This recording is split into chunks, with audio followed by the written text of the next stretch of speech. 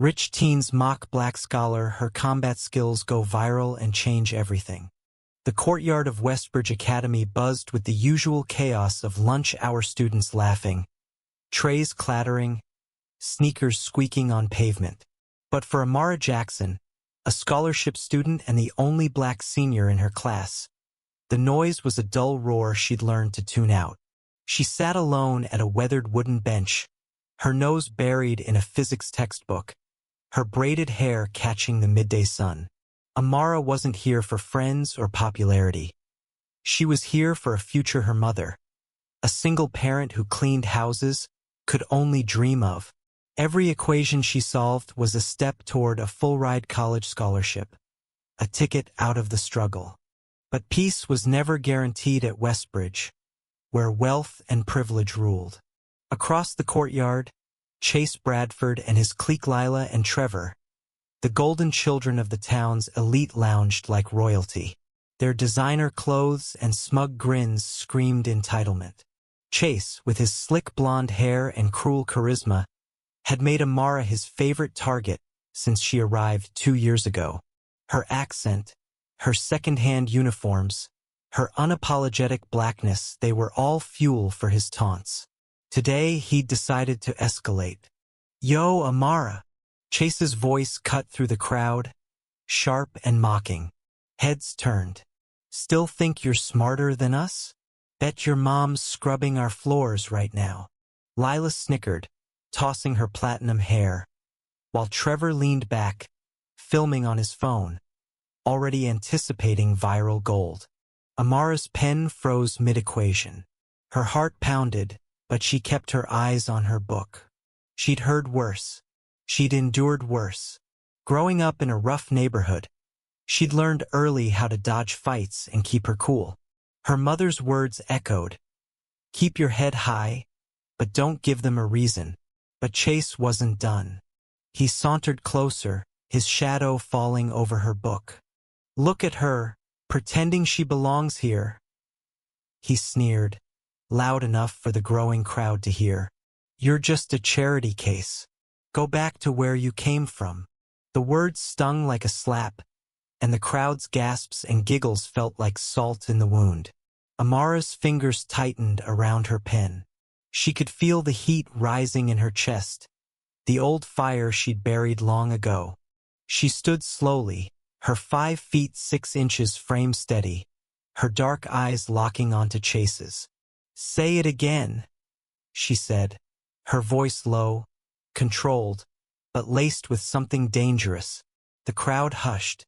Chase, caught off guard by her defiance, laughed nervously but doubled down. "What, you gonna cry about it?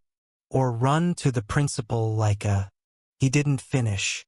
Amara's years of self-defense training, honed in a community center to keep her safe on the streets, kicked in. In one fluid motion, she sidestepped his advancing step, grabbed his wrist, and twisted it just enough to make him stumble. The crowd gasped as Chase hit the ground, his ego bruised more than his body.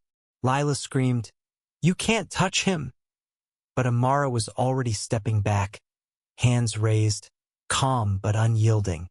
Trevor's phone was still rolling, capturing every second. The video exploded online by dusk. Westbridge takedown trended, with thousands sharing the clip of Amara's swift, disciplined move. Comments flooded in. "She's a queen. Rich kid got what he deserved." But others were vicious, hurling slurs and threats at Amara, calling her aggressive, a thug. The school's administration, pressured by Chase's influential parents, called an emergency meeting. Amara faced suspension, maybe expulsion. Her scholarship hung by a thread. At home, Amara sat in their cramped apartment, her mother's worried eyes searching her face. "You did what you had to, baby," she said, her voice thick with pride and fear. "But they'll make you pay for it." Amara nodded, her resolve hardening. She wouldn't apologize for defending herself, but she knew the world rarely sided with girls like her. The next day, the school was a powder keg. Students whispered in hallways, divided between those who cheered Amara's courage and those who saw her as a threat.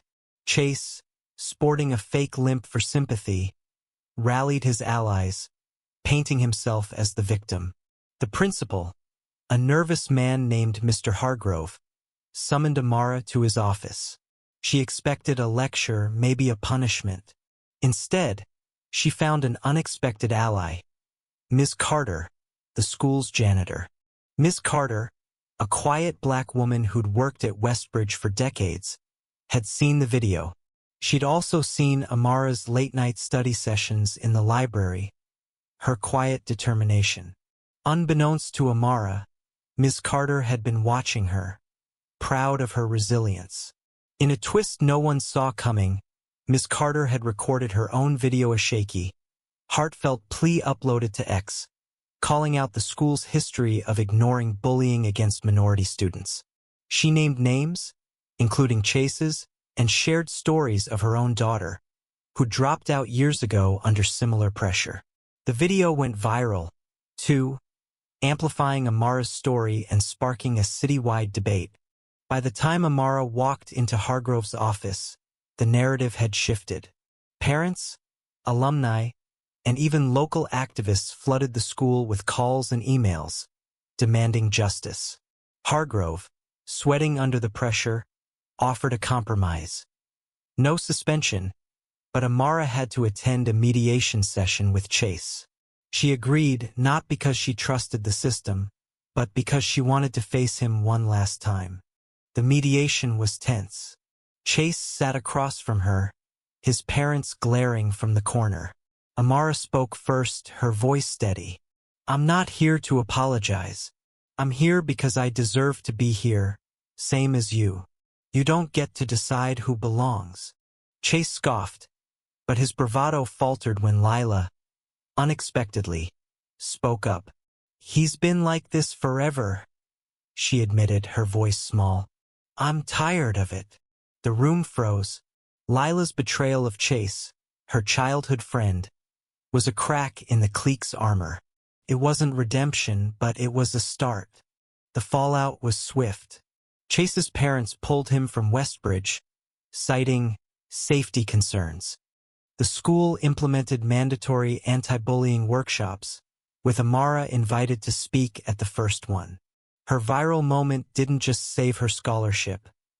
It earned her a platform. She started a blog, unapologetic, sharing stories of students like her, black, brown, poor, overlooked. Ms. Carter's video inspired a scholarship fund in her daughter's name, and Amara became its first recipient. Months later, Amara walked across the graduation stage, her mother's tears shining in the crowd. The courtyard, once a battleground, was now a place of quiet victories. Amara had changed Westbridge, not with her fists, but with her courage and the unexpected allies who'd rallied behind her. The world had seen her, and she wasn't invisible anymore. What do you think? Does standing up to bullies justify the risk? Or should justice come from the system? Share your thoughts.